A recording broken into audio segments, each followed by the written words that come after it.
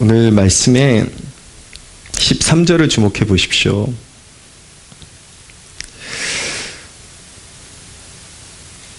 그러므로 하나님의 전신갑주를 취하라. 이는 악한 날에 너희가 능히 대적하고 모든 일을 행한 위에 서기 위함이라 라고 말씀하고 있습니다. 오늘 이 영적 전쟁에 우리가 임할 때에 우리에게 악한 날이 이제 다가오는데, 그 악한 날이 도대체 어떤 날이냐, 그걸 인식하고 영적인 싸움을 싸우는 것이 중요합니다. 먼저 우리가 신앙에 대해서 이해할 때에 우리가 예수님 믿고 그리스도인이 되기로 결단하는 그 순간부터 많은 사람들이 착각을 하는데 그 길이 꽃길이 아니라는 것을 꼭 기억해야 합니다. 그래서 예수님을 믿기로 결단하는 그 순간부터 박해를 받는 길로 들어선 것이다, 핍박받는 길로 들어선 것이다 라는 것을 알아야 합니다. 그러나 우리가 영적 전쟁의 기초가 무엇이냐면 우리는 이긴 싸움을 싸우고 있다라는 것입니다. 그러니까 이 영적 싸움을 싸울 때 초점이 그렇게 하면 죽어, 그렇게 하면 죽어, 거기에 포커스가 맞춰져 있는 게 아니라 마치 안전벨트를 잘 매고 있으면, 안전수칙만 잘 지키고 있으면 전혀 정말 너무 즐거운 여행이 될 것입니다. 거기에 포커스가 맞춰져 있어야 되는 것입니다. 그래서 신앙의 여정이 당신이 하나님께서 주의하신 그 부분 조금 주의하고 그러나 그 말씀에 순종해서 가면은 정말 그 가시밭길 같은 고난의 길에도 기쁨이 있고 평안이 있고 그 영적인 행복이 있는 길이다라는 것을, 먼저 우리가 승리를 보장받았다라는 것을 인식하고 영적 싸움을 수행하는 것이 매우 중요합니다. 할렐루야. 그래서 이런 마귀와의 싸움, 이런 주제가 이제 막 다뤄지면은 사람들이 막 겁부터 먹고, 막 혹시 막 어떻게 잘못될까봐 막 두려워하고 공포, 막 마귀가 더 커 보이고, 왠지 뭐 하는 일마다 막 마귀가 끼인 것 같고, 이러면 잘못 배운 거예요. 이러면 이 정신 상태가, 이게 이 정신 건강이 좋은 게 아닙니다. 그게 아니라 우리 하나님의 크심을 알고, 그렇지만 우리가 어떤 루트로 마귀가 공격해 오는지를 알고, 이게 낌새가 그렇다, 그러면 어떻게 대처를 해야 되겠다, 그걸 알고 잘 수칙만 지키면 행복한 신앙의 여정이 될 것입니다. 그래서 이런 영적 싸움에 13절을 보면 서두에 하나님의 전신갑주를 취하라 라고 말씀하고 있거든요. 하나님의 전신갑주를 취하라. 하나님의 전신갑주라고 말씀하고 있습니다. 그것은 무엇이냐면 영적인 싸움 방식이 따로 있다라는 것입니다. 사람의 혈기나 사람의 방법으로 영적인 싸움에 승리할 수 없고 하나님의 방법이 있다라는 것입니다. 근데 갑주라는 것은 투구와 이 갑옷을 이야기하는 것이거든요. 전쟁에서 장수들이 갖추고 싸울 때 갖추는 의복을 이야기하는 것인데, 근데 전신갑주라고 하는 것은 빈틈이 없어야 한다라는 것을 말씀하고 있는 것입니다. 마귀는 여러분의 약점을 알고 있습니다. 여러분이 신앙을 갖추는 데 있어서 전신갑주를 취하지 않고 태만하게 예를 들어서 상체 쪽으로만 이렇게 갑주를 입고 밑에를 비워둔다든지, 아니면 밑에만 든든하게 입고 상체를 비워둔다든지, 그러면 마귀는 우리의 습성을 너무나도 잘 알고 있습니다. 그래서 그 부분을 계속 공격당하는 것이죠. 그래서 마귀는 여러분이 순간 욱 하면서 뭔가 마음에 들지 않을 때 잘 들어엎는다라는 걸 이미 알고 있습니다. 그리고 작은 일에 마음이 상하면 극도로 마음이 이상하게 완악해진다라는 것도 알고 있습니다. 그리고 여러분이 돈에 민감한 것도 마귀는 알고 있습니다. 그리고 때때로 술 때문에 무너진다라는 것도 알고 있습니다. 시험의 특징이요, 잘 관찰하면 그 어떤 한 개인에게 있어서 시험이 오는데 꼭 다방면으로 무너지는 것이 아니라 그 사람들마다 약점이 있는데 똑같은 이유로 계속 무너진다라는 것을 발견하게 됩니다. 이 말씀 듣고 자기 자신을 한번 관찰해 보십시오. 아마 혈기가 오르고 분노가 이르고 막 넘어지고 이럴 때 꼭 똑같은 주제가 있다라는 사실을 알게 됩니다. 주로 많은 사람들이 돈 문제로 넘어집니다. 관계의 문제에 오고 어떤 상황이 이렇게 펼쳐지면 그 상황만 되면은 갑자기 확 뒤집어지면서 백날을 이렇게 잘 견뎌오다가 그 하나 때문에 확 뒤집어지고 무너지는 자신의 그런 모습을 발견하게 됩니다.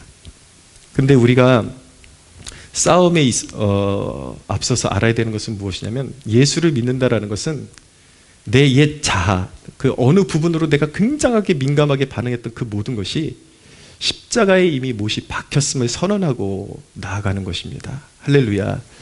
그것을 자아의 죽음이라 그러거든요. 그러니까 우리가 예수 믿을 때에 이미 나의 정욕, 혈기 이런 것들이 십자가에 못 박혔다고 선언을 하셔야 돼요. 영적으로 이미 진짜로 못 박힌 거예요. 근데 그걸 모르기 때문에 자꾸 속는 것이죠. 그거를 인식하지 않고 있기 때문에 그 부분이 자꾸 살아있는 것처럼 불쑥불쑥 올라오는 거예요. 그런데 믿음이라는 것은 선언적인 것입니다. 내가 죽었다라고 선언을 하면 그 부분이 역사가 힘이 받쳐지질 않아요. 근데 마귀가 어느 부분을 잘하냐면, 아직까지도 내 마음에 힘이 받쳐지는 부분, 그 부분에 얘가 굉장히 취약하구나, 뭐 살짝 건들면 이 부분이 굉장히 완고해지면서 딱딱해진다 그러면 마귀가 그걸 지고 막 흔드는 거거든요. 그럼 우리가 그 부분에 있어서, 우리가 연약한 그 부분에 있어서 이미 나는 십자가에 못 박힌 존재고 나의 옛사람은 이미 죽었다라는 것을 선언하면서 신앙생활을 시작해야 하는 것입니다. 그러면 마귀가 공격할 틈이 거의 없어지게 됩니다. 굉장히 촘촘하게 우리가 전신갑주를 취하는 기초가 형성되게 됩니다. 근데 전신갑주가 필요한 그 이유는 우리 삶 가운데 악한 날들이 있기 때문입니다. 마귀의 시험과 핍박은 악한 날로 드러납니다.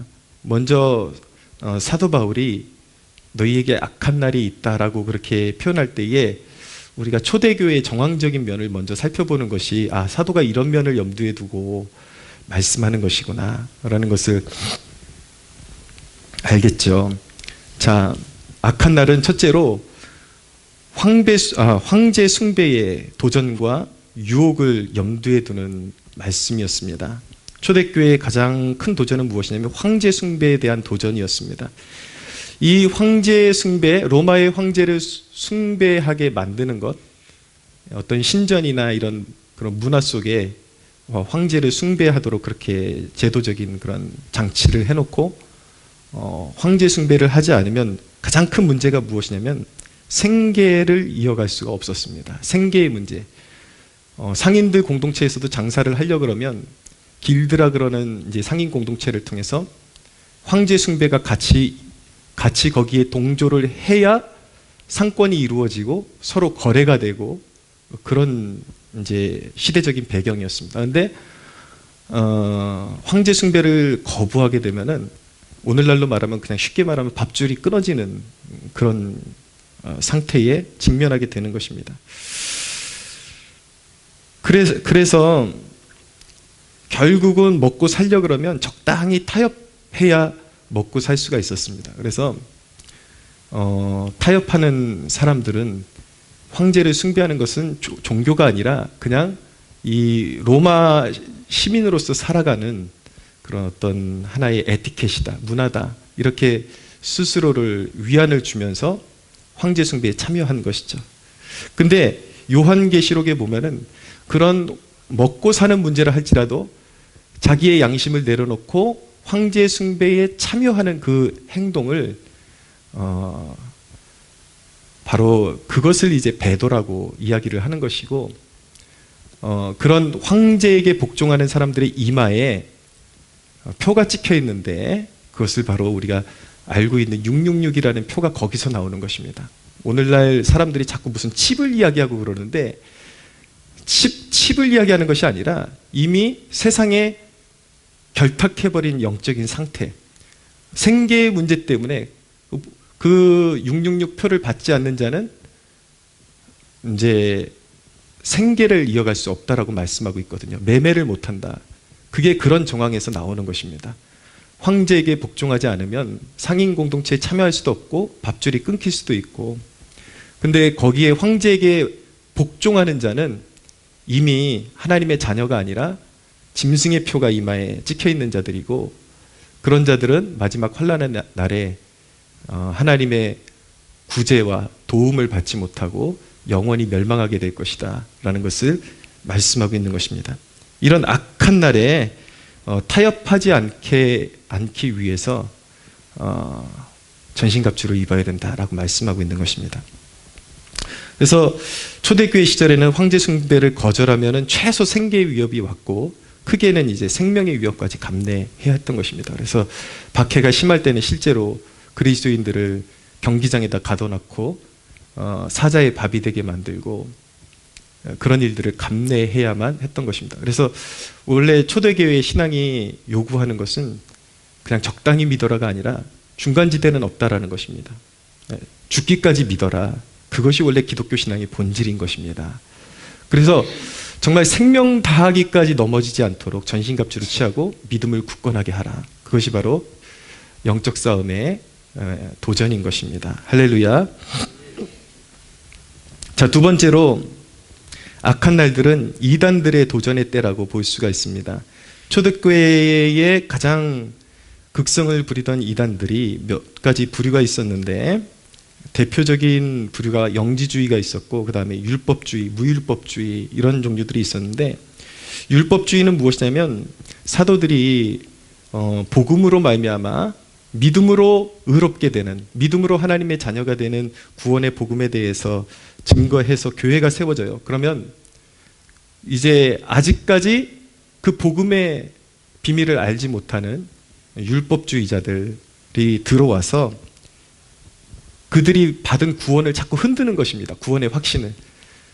믿음으로 구원받는 게 아니라 믿음도 필요하지만 할례를 해야 돼. 구약적인 율법에 나오는 의식적인 그런 율법의 행습을, 어떤 전통적인 행습을 지켜야지 구원이 이루어지는 거야. 그래서 자신들이 어떤 그런 육체적인 어떤 자격 조건이 갖춰지지 않으면 내가 구원 안 받았나 보다, 못 받았나 보다. 구원이라는 것은 우리의 영혼의 거듭남으로 말미암아 우리의 심령에서 변화가 일어나서 확정되어지는 것인데 율법주의자들이 들어오면서 표면적인 어떤 조건이 갖춰지지 않으면 구원이 취소될 수도 있고 구원받을 수 없다라고 그렇게 거짓말을 했던 것입니다. 악한 날들이죠. 그래서 마귀가 그렇게 율법주의를 통해서 성도들의 구원의 확신을 흔들고 열매 맺지 못하도록 그렇게 미혹을 했던 것입니다. 또 하나의 이단적인 사상은 무율법주의라는 것이 있는데 그것을 요한계시록에 보면 발람의 교훈이다, 이세벨의 교훈이다 이렇게 말씀하고 있습니다. 이것은 예수님께서 우리에게 주신 영적 자유를 왜곡시켜서 방종으로 이끌어가는 것입니다. 예수님께서 우리를 죄 가운데서 값주고 사셔서, 피로 값주고 사셔서 하나님의 자녀 삼아 주셨는데 우리가 영적으로 자유케 되었다. 근데 그 자유가 죄악으로부터의 자유인데 이 이세벨의 교훈, 발람의 교훈을 따르는 자들은 우리가 자유케 되었으니까 이제 죄라는 것은 존재하지 않는다. 그러므로 육신이 원하는 대로 그냥 즐기면서 살아도 된다. 그냥 술 취하고 방탕하고 그리고 마음대로 그런 쾌락과 이런 것들을 추구하고 살아도 전혀 구원받는데 문제가 되지 않는다라는 그 유혹으로 다가왔던 것이죠. 근데 이것이 얼마나 초대교회에 달콤하게 다가왔던지 온 교회들을 다 쑥대밭으로 만들어 놓고 성도들이 얼마나 좋습니까? 들으면 거룩함에 이른다라는 것이 얼마나 사실은 하나의 짐이 되는 것인데 세상에서 구별되어서 자기가 하나님의 자녀답게 살아간다라는 것이 하나의 무거운 짐으로 느껴질 수 있는데 그걸 이 이단들이 들어와서 확 덜어버리는 거예요. 그렇게 피곤하게 살지 마. 왜 그렇게 피곤하게 살려고 그래? 하나님이 이미 아들의 피값으로 우리를 구원하셨고 죄라는 건 이제 존재하지 않아. 우리는 구원받았기 때문에 우린 자유해. 육신이 원하는 대로 살아. 그냥 세상이 원하는 대로. 아무리 즐기고 마시고 그리고 육체의 본능이 원하는 대로 즐겨도 버림받지 않아. 그리고 구원받을 수 있어. 그게 바로 구원이야. 라고 그렇게 속여서 성도들이 그 속임에 빠져서 방탕한 삶으로 치달아서 결국은 그 거룩함의 열매를 맺지 못하게 만드는 그런 악한 이단들이 이제 교회 안에 들어와서 흔들어댄 것입니다. 이것이 바로 악한 날입니다. 그래서 영적인 싸움이라는 것은 지식도 단단하게 세워져 있어야 마귀에게 속지 않는다라는 것을 알아야 하는 것이죠. 그래서 여러분 하나님을 잘 알아가는 그런 충만한 영적 지식에 이르는 여러분들 되시기를 예수님의 이름으로 축복합니다. 알고 믿어야 됩니다. 그냥 하나님 사랑해요, 그냥 하나님 좋아요, 이런 막연한 믿음에 머무르게 되면 불쑥 이단적인 사상이 들어옴에도 불구하고 잘 깨닫지 못하고 결국은 속아 넘어가고 결국은 열매 맺지 못하는 그런 신앙인이 되는 것입니다. 세 번째로, 악한 날은 전쟁과 사회적인 혼란이 있습니다. 세상을 살아가다 보면 그런 험악한 정세에 휘말리게 될 때가 있죠. 그런 일에 직면하면 그리스도인이라고 해서 그런 일에서 열애가 되는 것이 아니라 전쟁이 일어나게 되면 전쟁통에 휘말리게 되는 것입니다. 고통스럽고 헐벗고 굶주리고 질병이 다가오고 막 그런 일들을 겪어야 되는데, 그럴 때 하나님의 백성들의 마음 가운데 일어나기 쉬운 의심이 무엇이냐면, 하나님이 계시다면 도대체 왜 이런 일이 일어나느냐, 이 신정론의 문제거든요. 왜 이런 일이 일어나냐, 그런 문제에 부딪히다 보면 하나님이 안 계신가 보다, 믿음이 흔들리고 믿음에서 파산하는 일이 생길 수 있는 것이죠. 루마니아의 공산주의 치하에 범블란트라는 목사님이 감옥에서 투옥 생활을 하셨는데, 고문당하고 험악한 투옥 생활을 하셨는데, 이분이 나중에 자유케 되어가지고 간증하실 때에 공산주의자들에게 옥고를 치르면서 가장 힘들었던 일이 무엇이냐라는 질문을 받았을 때에 고문당하는 것이 아니었다라고 말하는 대목이 참 특이합니다. 가장 힘들었던 것이 무엇이냐면 고문이나 육체적인 그런 어떤 고통이 아니라 마음속에서 일어나는 의심이 가장 힘들었다고 하는 거예요. 마귀는 끊임없이 너는 버림받았어, 너는 버림받았어. 한 번은 정규적으로 가족들이 와서 면회할 수 있는 날이 있었는데, 이 공산주의자들이 의도적으로 가족에게 알리지 않은 거예요. 그러니까 면회 오는 사람이 없어요. 그러니까 이 범블란트 목사님 그 마음 안에는 의심과 회의가 들기 시작하는 것이죠. 너는 버림받았어, 하나님도 너를 버렸어. 그러나 어느 날 성령께서 범블란트 목사님의 마음 가운데 내가 너의 곁에 있다라는 그 말씀을 음성으로 불어 넣어주시는 것을 경험하고, 믿음을 다시 굳건하게 붙잡고 흔들리지 않고 옥고를 잘 치르고 믿음을 배반하지 않고 결국 승리할 수 있었다라는 고백을 듣게 되었습니다.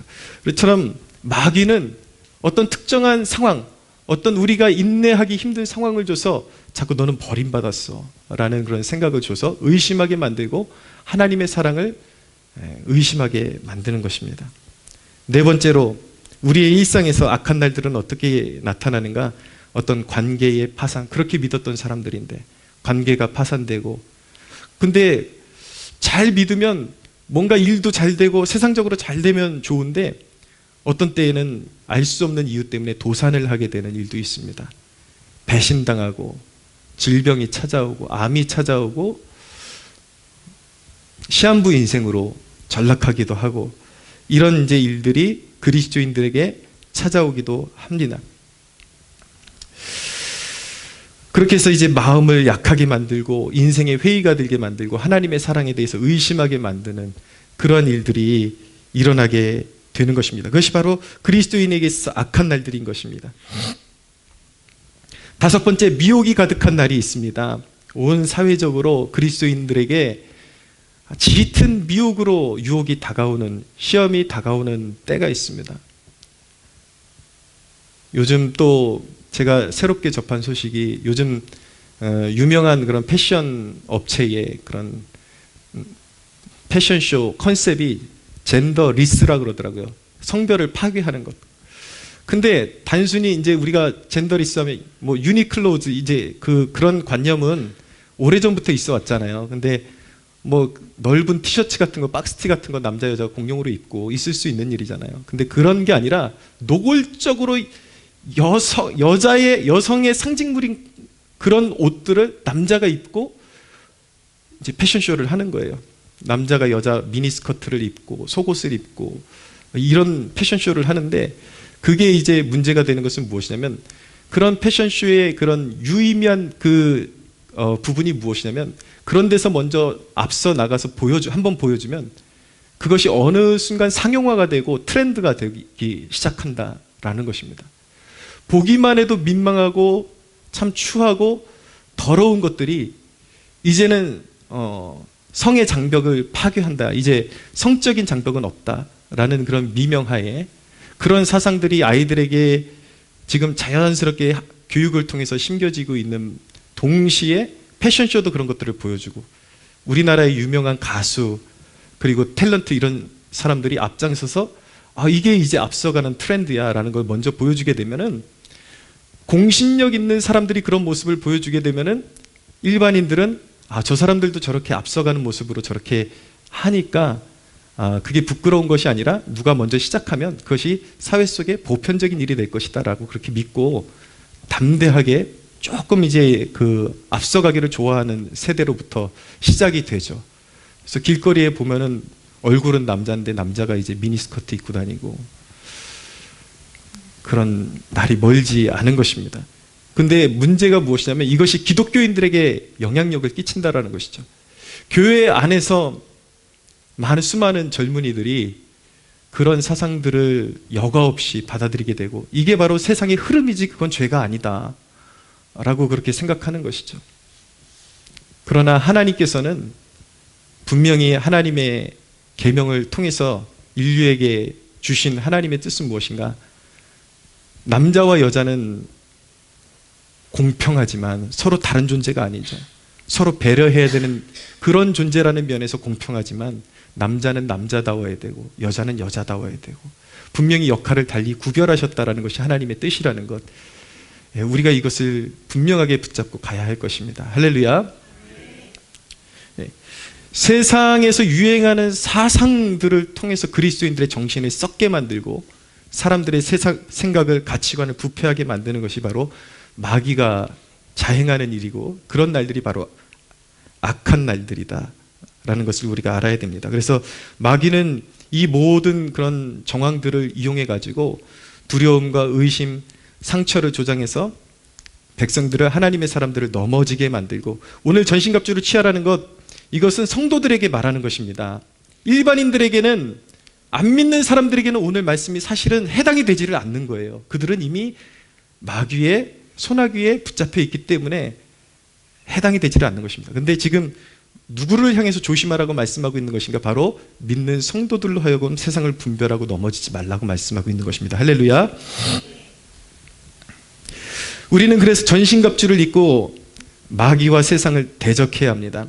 근데 마귀가 성도들의 삶을 이렇게 뒤흔드는 이유는, 잘 들으십시오, 중단시키는 것입니다. 믿음의 여정, 그리고 사명을 이루는 것을 중단시키는 거예요. 순종의 삶을 중단시키는 것입니다.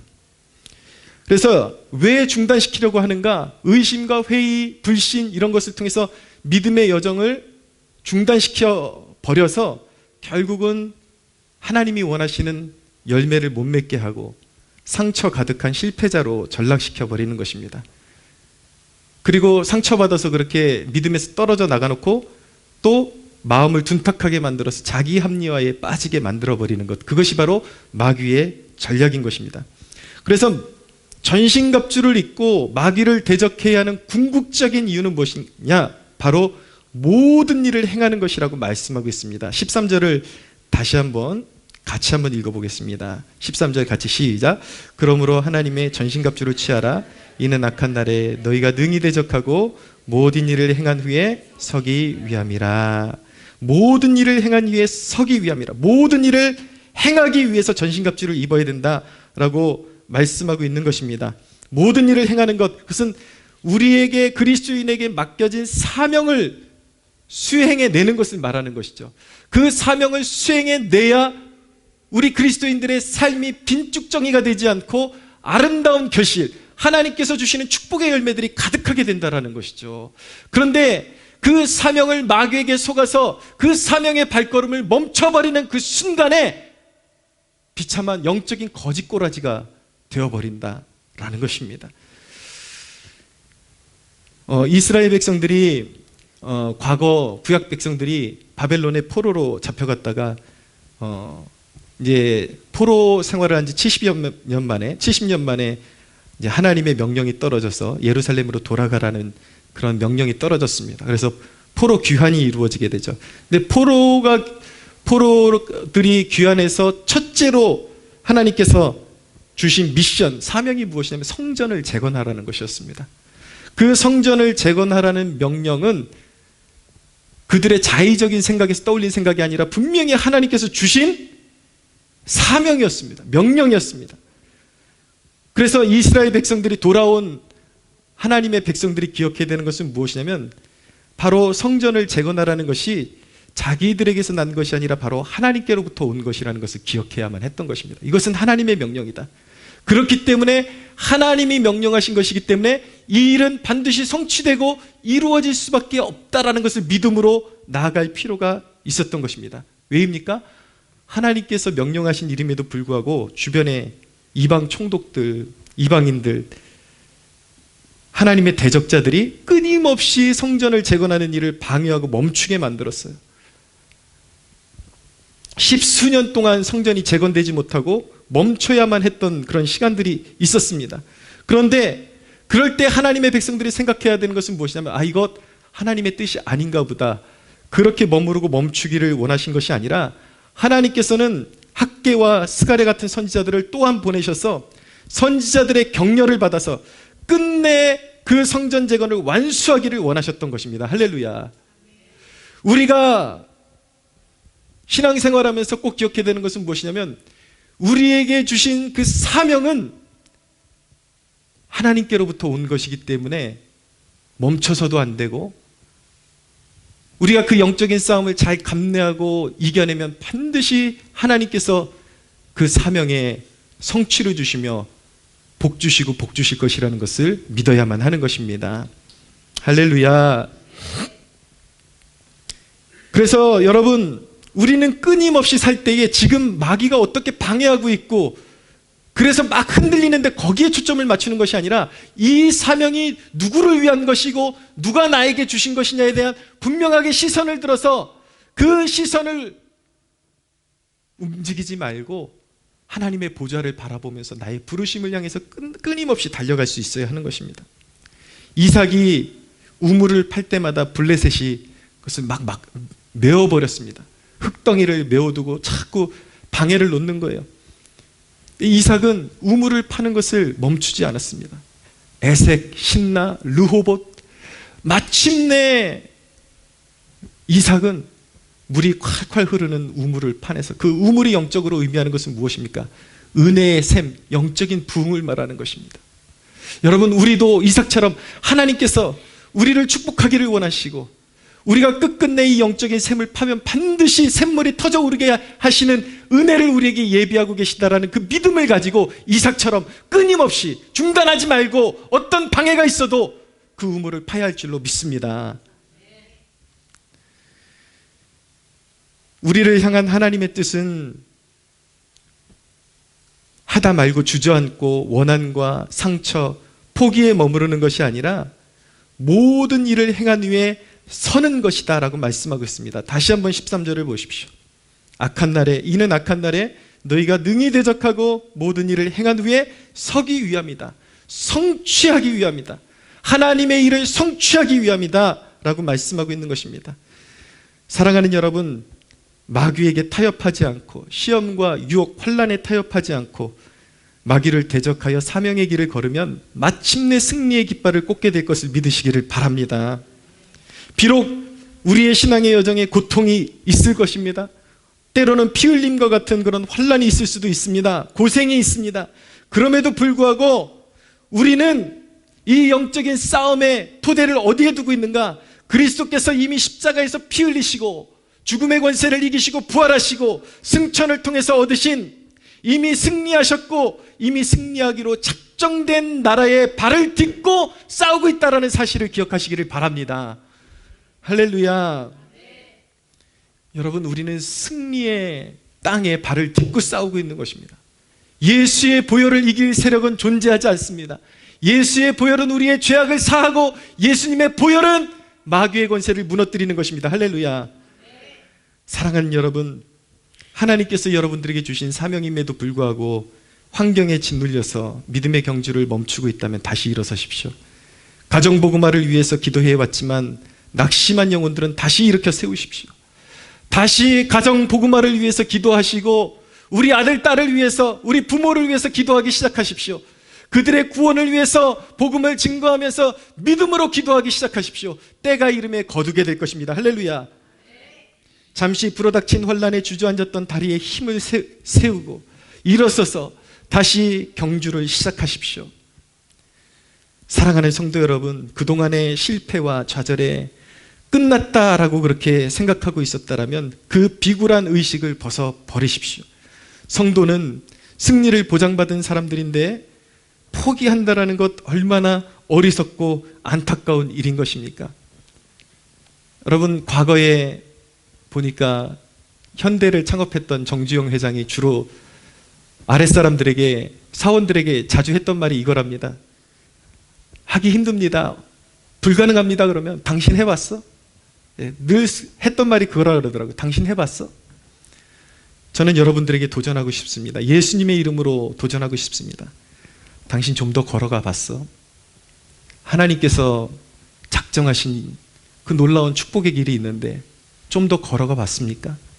얼마나 걸어가 봤다고? 그 끝을 여러분들이 아십니까? 뭘 안다고 포기합니까? 모르면 걸어가십시오. 모르면 순종하십시오. 할렐루야. 예, 우리 하나님은 선한 계획을 가지고 계십니다. 사랑하는 여러분, 실패를 교훈 삼아서 갑주를 차려입고 다시 일어서십시오. 사랑하는 여러분, 우리는 죽음을 이긴 사람들인데 무엇이 겁이 납니까? 예수님은 부활이요 생명이시고 그 부활의 생명이 우리 안에 있고 우리는 죽음을 정복한 자들인데 죽기를 두려워하지 않는 자들이 뭘 겁낼 수가 있습니까? 사랑하는 여러분, 예수의 이름으로 일어서서 사명의 길을 다시 걸어가는 축복이 있게 되기를 바랍니다. 당당하게 사명을 완수하는 주의 백성들 되시기를 예수님의 이름으로 축복합니다. 하나님께 영광의 박수 올려드리겠습니다.